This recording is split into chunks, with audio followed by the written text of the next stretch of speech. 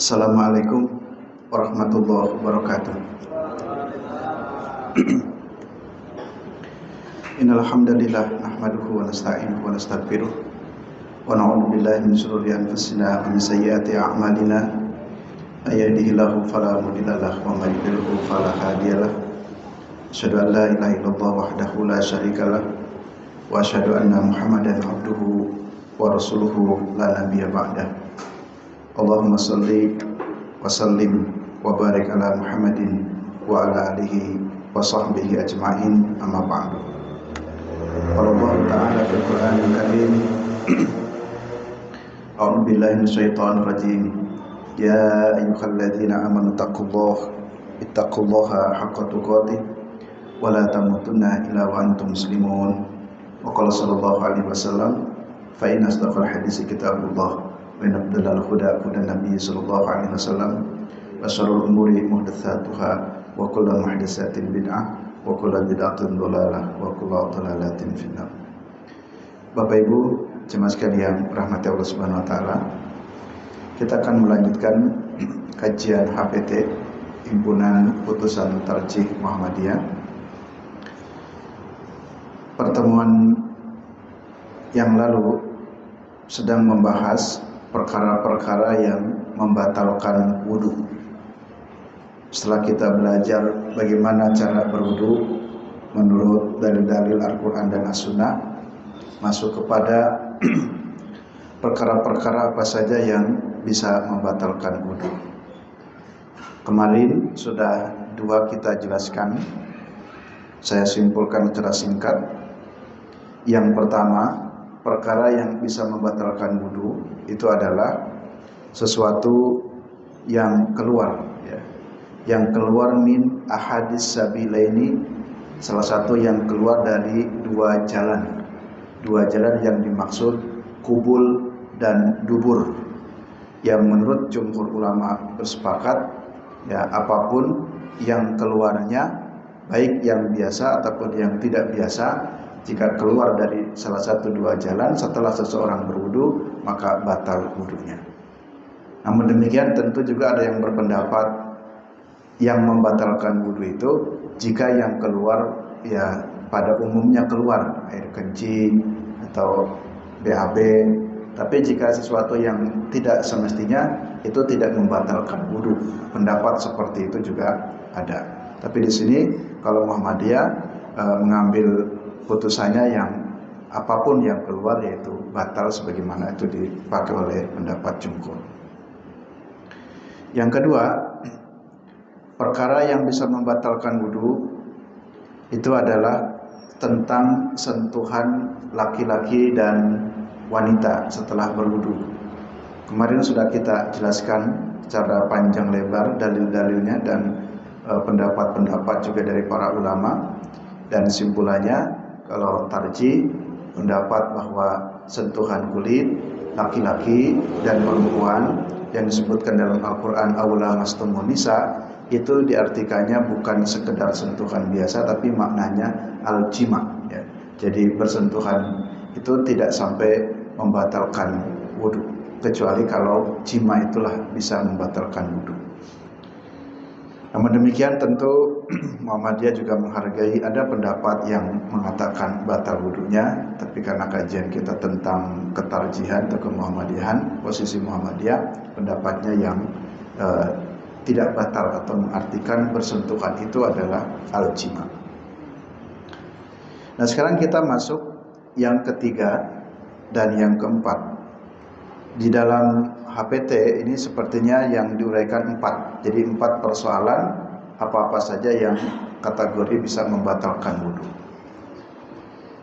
Yang ketiga, walam tamassa farjaka, dan tidak menyentuh kemaluanmu.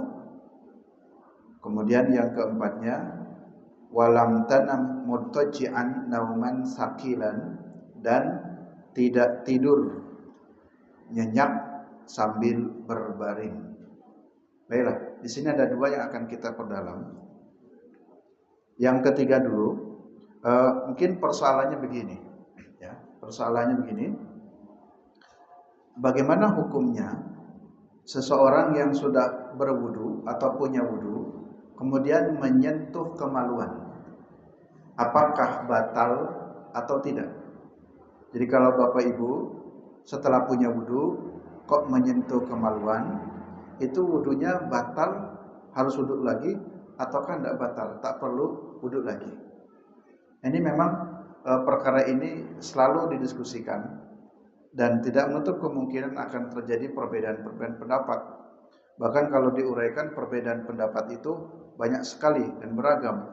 Nanti ada yang mempersyaratkan kalau sentuhan yang batal itu jika menyentuhnya dengan ini, telapak tangan. Tapi kalau dengan punggung telapak tangan tidak batal. Jadi kalau mohon maaf ada gatal atau apa, jangan disentuh dengan telapak tangan, tapi sentuhnya dengan punggung tangannya. Baru itu tidak batal menurut sebagian qaul. Tapi juga nanti mengatakan baik dengan telapak ataupun dengan punggung, ya intinya disentuh. Nah, itu tidak batal. Atau sentuhannya yang tidak batal itu dengan menggunakan penghalang, seperti mohon maaf pakai sarung, pakai celana, menyentuh itu benar-benar menyentuh, tapi pakai pegangnya pegang kain, nah itu tidak batal. Atau seterusnya. Baiklah, di sini dalam putusan tarjih dijelaskan li hadis Busrah binti Safwan, berdasarkan hadis Busrah binti Safwan radhiyallahu anha, semoga Allah meridai kepadanya, anna Nabiyya sallallahu alaihi wasallam, sesungguhnya Nabi sallallahu alaihi wasallam qala, bersabdalah sapa Nabi, man massa dzakarahu, barang siapa yang menyentuh kemaluannya, dzakar kemaluan, man massa dzakarahu, barang siapa yang menyentuh kemaluannya, fala yusalli, jangan kamu salat, hatta yatawaddoa, sampai berwudu. Akhrajahul arba'ah, hadis riwayat imam yang 4. Perhatikan secara dohirnya dulu. Di dalam hadis ini kita bisa memahami kata Nabi, man matsa dzakarahu, siapa yang menyentuh kemaluan, fala yusalli hatta yatawadda, jangan salat sampai berwudu. Berarti bahasa lain, kalau menyentuh kemaluan itu batal wudunya kalau dia sudah punya wudu. Di sini tidak dirincikan menyentuhnya sengaja atau tak sengaja, pakai penghalang atau tidak, pakai bagian telapaknya atau bagian punggung tangan, ya kita maknai secara umum dulu saja. Jadi kalau menurut hadis ini, siapa yang menyentuh kemaluan maka berwudulah, berarti batal wudunya. Hadis yang kedua, wali hadis Talq bin Ali, dan dari hadis Talq bin Ali sebutkan man massa farjahu, barang siapa yang menyentuh farjinya atau kemaluan, falyatawadda, maka berwuduklah. Akhrajahu Tabrani wa sahahahu, hadis riwayat Imam Tabrani, dan Imam Tabrani mensahihkan hadis ini. Baik, kita perhatikan dua hadis. Hadis pertama itu menggunakan kalimat bahasa Arabnya zakar. Zakar itu juga artinya kemaluan. Di hadis yang kedua itu kalimatnya farjahu, atau kita mengenal farji. Ya, farji itu juga kemaluan. Saya mencoba mencari di kamus kata farji atau farjun itu penyebutan, mohon maaf, kemaluan tapi bersifat umum. Sehingga nanti di sini kita maknai siapapun, laki-laki atau perempuan yang menyentuh kemaluannya itu berwuduklah. Kalau zakar itu memang lebih cenderung kepada laki-laki, karena memang dalam bahasa Arab zakarun itu kan juga laki-laki, zakarin au unsa. Zakar itu artinya laki-laki. Kita dalam bahasa Arab mengenal ada istilah mudakar, kalau perempuan muannas. Jadi Dzakar itu artinya kemaluan, tapi lebih dekat kepada penyebutan untuk laki-laki. Tapi kalau man massa farjahu, siapa orang yang menyentuh farjinya, artinya kemaluan, itu bersifat umum. Ini juga berlaku perempuan. Kalau perempuan menyentuh farjinya, maka falyatawaddo, berwuduklah. Kalimat dzakarahu juga maknanya hampir banyak gitu ya. Kalau tulisan Arabnya kan dzakar itu kan dzal, kemudian kaf dan ro, dzakaro. Itu bisa dekat ya, kata dzikir juga dzakaro, kalimat aslinya kan dzikir, dzakaro. Lalu mengingat juga dzakaro. Jadi kalau di kamus banyak sekali pilihan-pilihan katanya, sehingga nanti juga berhati-hati ya. Juga saya ingat ada satu cerita sedang MTQ internasional. Ada juri orang Indonesia, tapi juga tidak terlalu paham komunikasi bahasa Arab. Jadi ketika peserta yang dari orang luar, orang berbahasa Arab, itu membaca kalimat ya dzakar min dzakarin, min dzakarin au unsa, itu kata juri Indonesia mengingatkan maksudnya bacaan min dzakarinnya terlalu panjang, tapi menyebut kalimatnya dzakaruhu tawilun, dzakarnya panjang. Dan bahasa Arabnya tawil kan panjang, dzakaruhu tawilun, jadi artinya dzakarnya panjang, padahal maksudnya lafaz min dzakarinya dibaca terlalu panjang. Nah, jadi bisa salah artinya atau salah maksudnya. Zikir juga kalimatnya kan dzakaro, jadi berzikir. Berzikir bukan berzakar. Baiklah, itu bahasa ya. Kemudian hadis yang ketiga. Wali hadis si Amr bin Shu'aib, dari hadis Amr bin Shu'aib, an abihi, dari bapaknya, an jaddihi, dari kakeknya. Anin Nabi sallallahu alaihi wasallam, dari Nabi sallallahu alaihi wasallam qala. Nabi sallallahu alaihi wasallam bersabda, ayyuma rajulin massa farjahu falyatawaddo, wa ayyuma imra'atin massat farjaha falyatawaddo.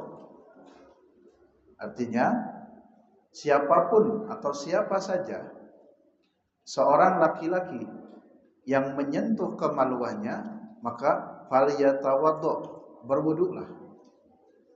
Wa ayyuma imra'atin massat farjaha, dan siapapun seorang perempuan yang menyentuh kemaluannya, falyatawaddo, maka berwuduklah. Nah, di sini redaksinya bahasa Arabnya dengan menggunakan kata farji, farjahu, untuk laki-laki ataupun untuk perempuan, sehingga tadi penyebutan lafaz farjah itu bersifat umum, bisa untuk laki-laki dan untuk perempuan. Sehingga kalimatnya man massa farjahu ayyuma imra'atin ya, ayyuma imra'atin dan ayyuma rajulin massa farjahu falyatawaddo.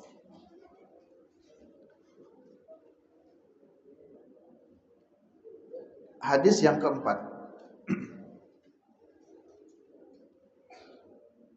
Wali hadis Abi Hurairah, dan berdasarkan hadis Abu Hurairah radhiyallahu anhu, idza afdha ahadukum biyadihi ila farjihi laisa dunaha hijabun wala satrun faqad wajaba alaihi wudu. Apabila seseorang dari kalian memegang kemaluan ya. Jadi idza afdha ahadukum biyadihi ila farjihi, apabila seseorang dinyatakan menyentuh, memegang kemaluannya, dan memegang itu atau menyentuh, laisa dunaha hijabun, tidak ada hijab, wala satrun, dan tidak ada satir, maksudnya tidak ada alas, jadi langsung menyentuhnya dengan tangan, maka faqad wajaba alaihil wudu, wajib baginya wudu. Kalau melihat hadis ini, kita bisa memahami mafhumnya.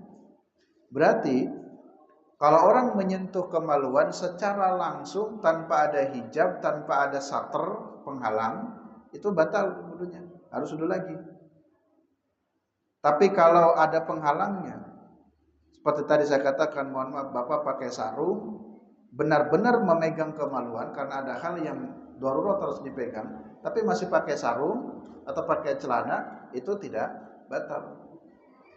Tetapi jika tidak ada hijabun, dalam hadisnya wala satrun, dan tidak ada satr, sutra penghalang, maka faqad wajaba alaihil wudu, wajib baginya berwudu. Bapak Ibu jemaskan yang rahmatullah SWT,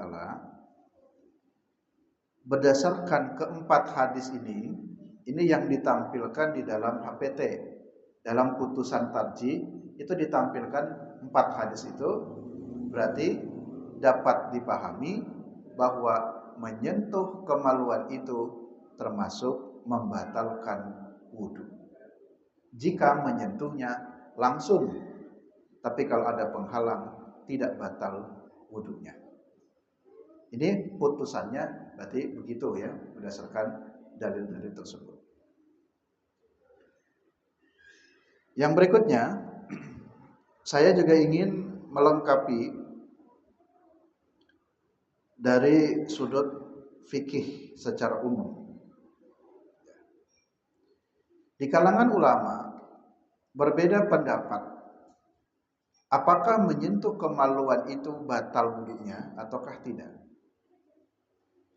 Kalau menurut pendapatnya Imam Hanafi atau Abu Hanifah, itu menyentuh kemaluan itu tidak membatalkan wudu. Ya. Jadi menyentuh kemaluan menurut mazhabnya Abu Hanifah itu tidak batal. Kenapa? Karena ada dasarnya juga. Dasarnya salah satunya hadis yang menjelaskan ketika seorang sahabat bertanya kepada Nabi, ya Rasul, saya terjemahnya ya kurang lebih intinya, apakah jika saya menyentuh kemaluan harus berwudu lagi? Kalau nggak salah yang saya baca itu ketika sholat menyentuh kemaluan apakah harus berwudu lagi? Jawaban Nabi, la, tidak. Tidak usah berwudu lagi, alias tidak batal wudunya. Berarti sholatnya pun tidak batal. Kenapa tidak batal wudunya? Karena kata Nabi, wa huwa bid'atun minka.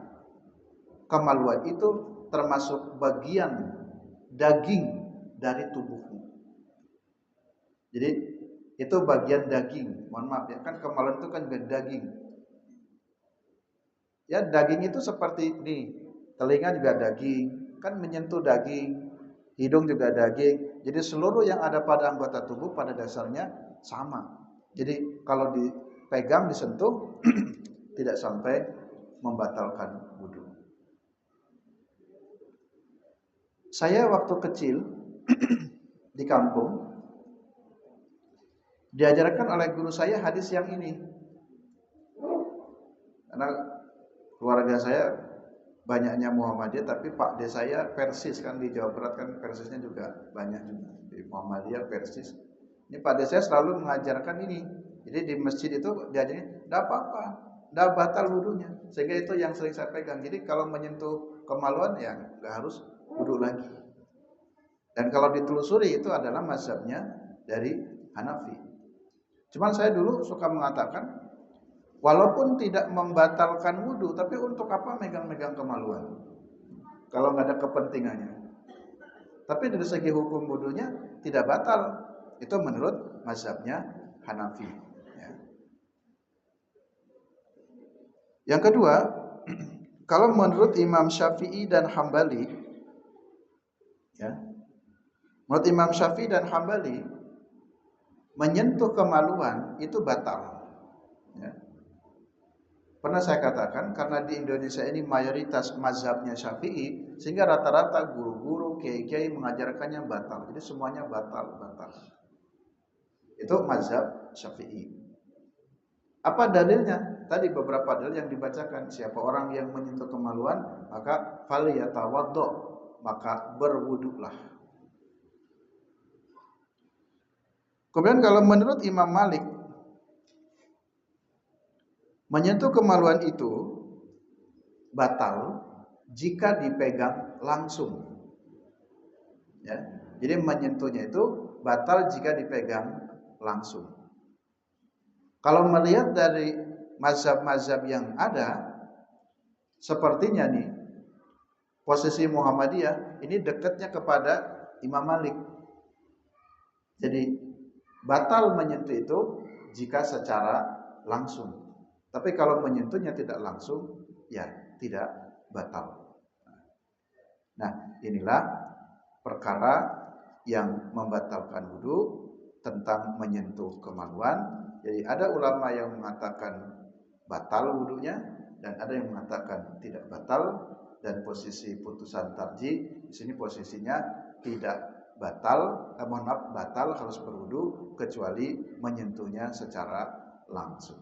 Seperti tadi hadis yang dibacakan ya, yang laisa dunaha hijabun wala satrun. Yang berikutnya, sekarang perkara yang keempat tentang tidur. Apakah tidur itu batal? Jadi kalau Bapak Ibu sudah punya wudu, kemudian tidur, kemudian mau sholat, apakah harus berwudu lagi? Apa langsung saja sholat? Contoh, mungkin Bapak Ibu sedang iktikaf nih kalau Ramadan, iktikaf beriktikaf lalu kemudian ngantuk, kan tidur. Nanti setelah itu ingin sholat lagi, ya sholat sunnah mutlak lah umpamanya.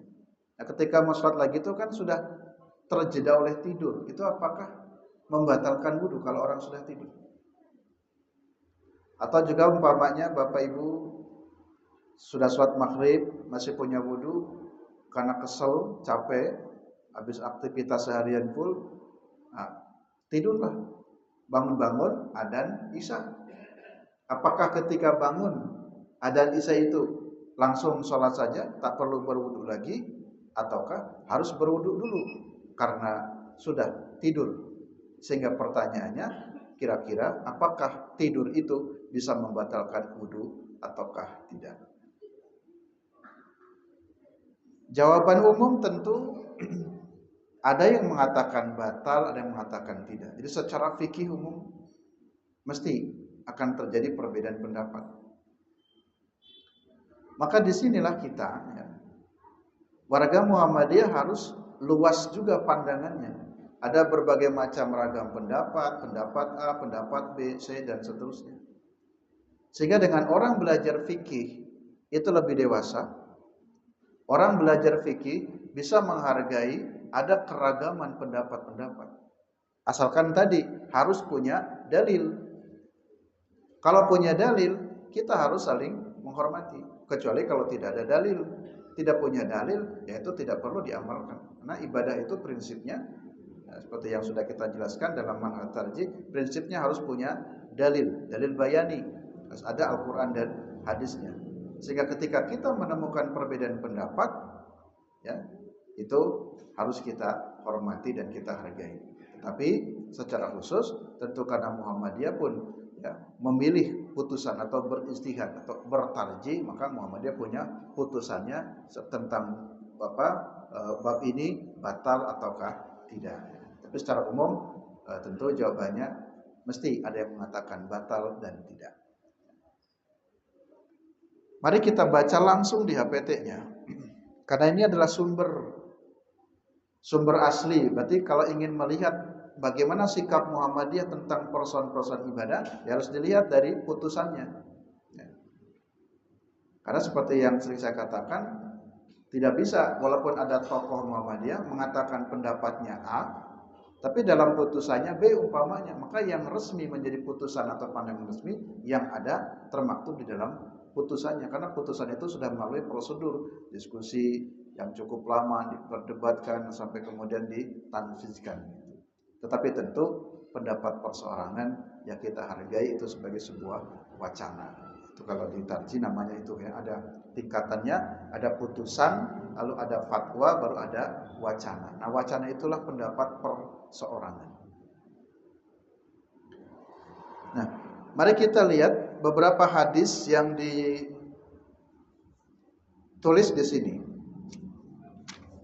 Kalau di dalam pernyataannya, ya kalau dalam pernyataannya begini, yang tadi walam tulam misil marah, walam tamas safar jaka, dan tidak menyentuh kemaluan, jadi jangan menyentuh kemaluan. Kemudian walam tanam, kita lihat bunyi pernyataannya dulu, putusannya. Walam tanam murtajian, dan tidak tidur secara murtajian itu berbaring, tidak tidur secara berbaring, dan nauman sakilan, tidur yang sakil. Tidur yang sakil itu tidur yang berat. Tidur yang berat itu maksudnya tidur yang nyenyak.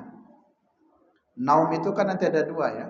Ada yang naum sakil, ada yang non khafif, ada yang tidurnya ringan, ada yang tidurnya berat. Nanti memaknainya mungkin akan berbeda ya. Misalkan saya menggambarkan tidur yang sakil, yang berat, yang nyenyak itu sampai betul-betul terlelap, itu biasanya sampai butuh waktu yang agak lama. Tapi kalau maghrib sampai isya, saya secara pribadi berpendapatnya itu khafif saja, ringan. Tapi kalau Bapak tidur nih setelah sholat maghrib, bangun-bangun jam 10 malam, wah belum sholat isya, langsung sholat isya, itu kan durasinya cukup lama. Maka itu menurut saya sakil itu. Yang kemungkinan batal, bisa jadi ada batalnya. Siapa tahu sambil tidur ada kentut. Tapi kalau ringan saja, khafif, kita tidur cuma 30 menit maghrib sampai isya, memang kalau kemungkinan mungkin bisa jadi batal ketika kita wudu, kentut, atau mungkin juga tidak batal. Jadi kemungkinannya ringan batalnya. Tapi kalau yang sakil, yang berat, kalau di sini dalam HPT diterjemahkannya itu nyenyak gitu. Jadi tidurnya nyenyak. Mungkin ditambah lagi dengan mendengkur, wah ini sudah benar-benar nyenyak ya, ngorok mungkin ya. Itu mungkin bisa jadi kategori sakil. Tapi beda juga Pak ya, orang yang seneng ngorok baru 2 menit sudah ngorok juga. Tapi orang yang tidur 1 jam yang nggak biasa ngorok ya nggak ngorok. Jadi agak sulit juga, sehingga nanti kita berikan kaidah-kaidahnya sakil itu seperti apa. Tapi di dalam putusannya walam tanam murtajian nauman sakilan, tidak tidur sambil terlentang atau berbaring dengan tidur yang sakil, berat atau nyenyak. Beberapa dalil yang disebutkan di sini di halaman 63. Li hadisi Aliin radhiyallahu anhu qala. Berdasarkan hadis Ali radhiyallahu anhu qala. Qala Rasulullah sallallahu alaihi wasallam, Rasulullah sallallahu alaihi wasallam bersabda, Al-ainani wika'us sahih. Al-ainan, kedua mata itu, wika'us sahih, tali pengikat dubur. Mohon maaf Pak ya, mata itu sebagai pengikat dubur. Ini sekarang kan kita melek nih, tidak tidur, maka itu terikat, duburnya enggak longgar. Tapi kalau kita merem, itu bisa jadi, mohon maaf, dubur itu bisa terbuka, longgar, dan dimungkinkan ada keluar angin alias kentut itu. Kalau tidur, itu ada kemungkinan begitu. Sehingga di sini Nabi katakan, al-ainani wika'us sahih. Faman nama, maka barang siapa yang tidur, falyatawaddo, maka berwuduklah. Barang siapa yang tidur, maka berwuduklah. Ini hadis yang pertama, akhrajahu Abu Dawud. Di sini tidurnya masih umum. Tidur sambil duduk, sambil berbaring. Menurut hadis ini, barang siapa yang tidur, faman nama fal yatawaddo, maka berwudulah. Di sini tidak disebutkan tidurnya sakil, berat, ataukah ringan. Jadi ini teksnya umum saja. Siapa orang yang tidur, maka berwudulah. Hadis yang kedua.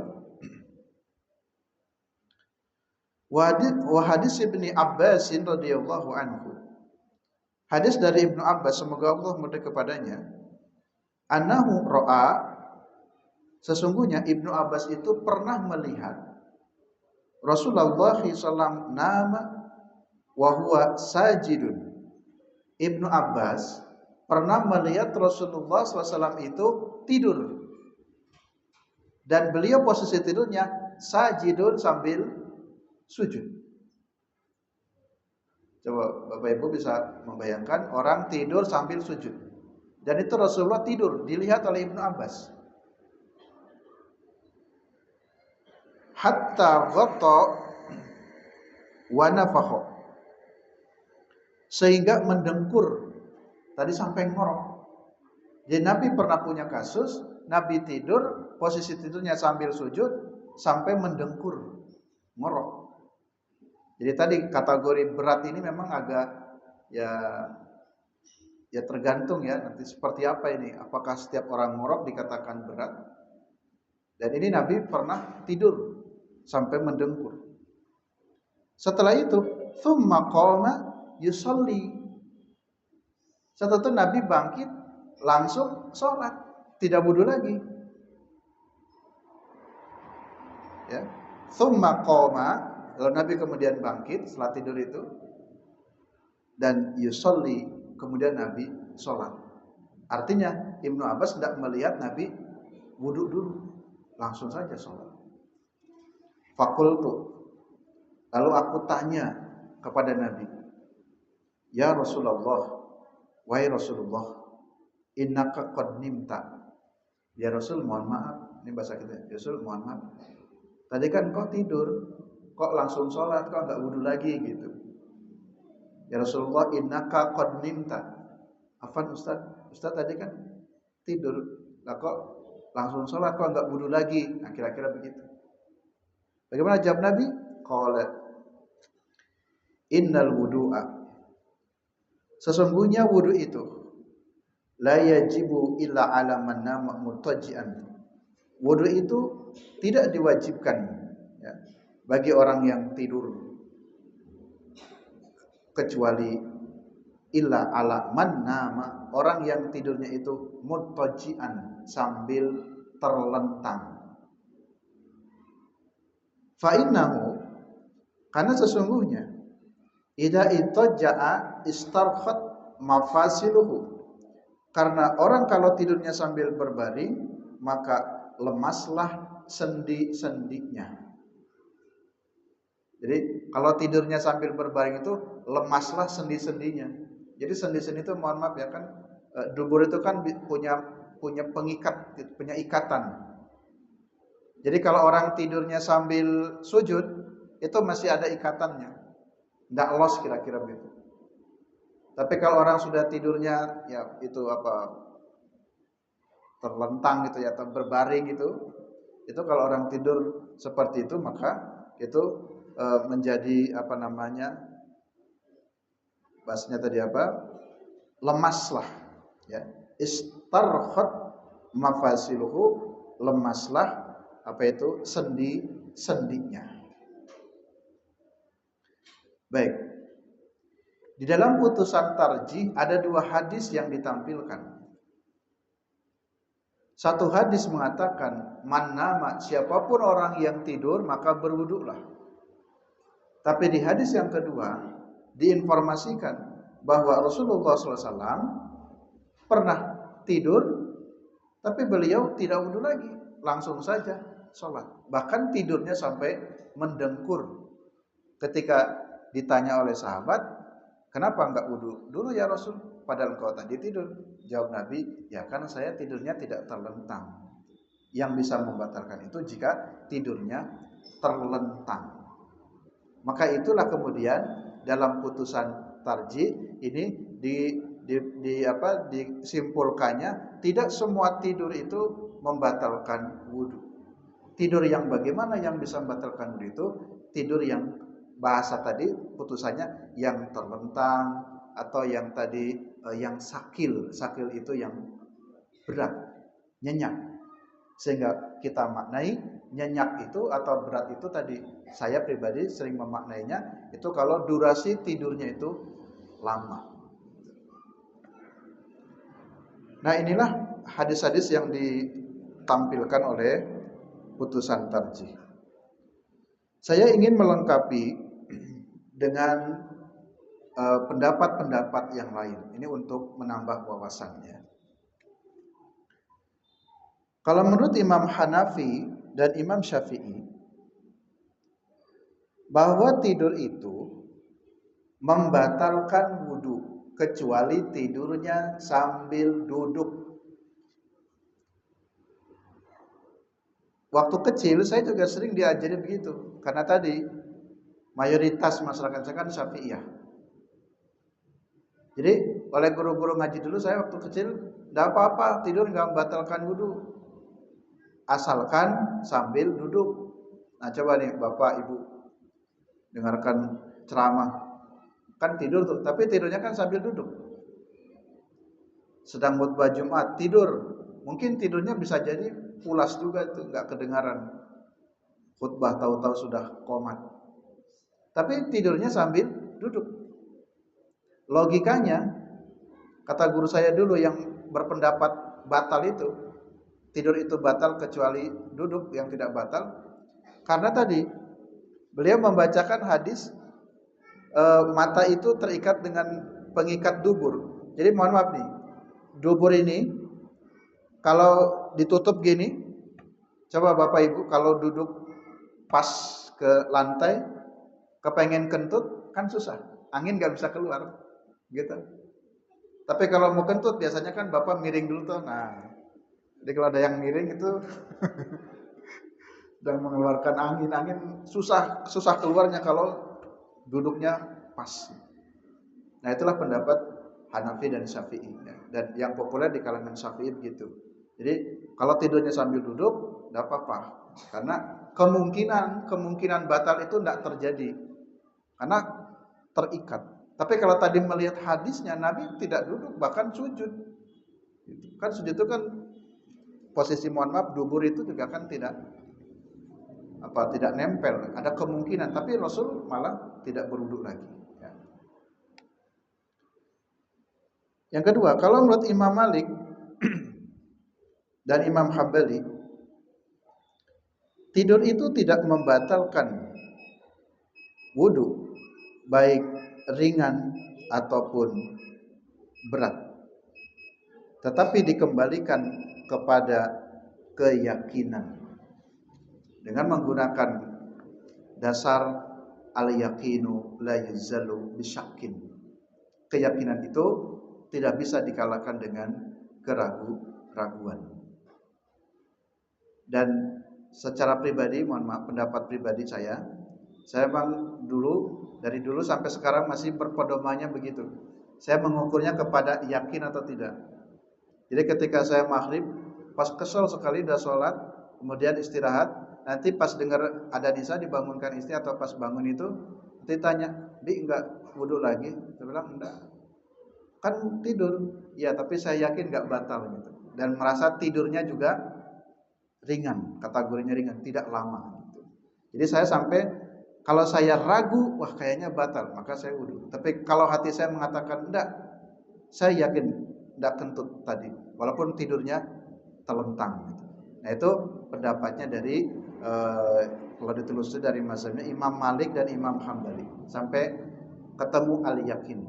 Tapi kalau putusan tarjihnya tadi jika tidurnya berat dan terlentang, itu pedomannya gitu. Baik, demikian Bapak Ibu dimuliakan yang rahmat Allah. Bisa kurang berapa menit, Pak? Oh, sudah pas. Baik. Mohon maaf tidak ada tanya jawab. Kurang lebihnya mohon maaf. Billahi taufiq wal hidayah. Assalamualaikum warahmatullahi wabarakatuh.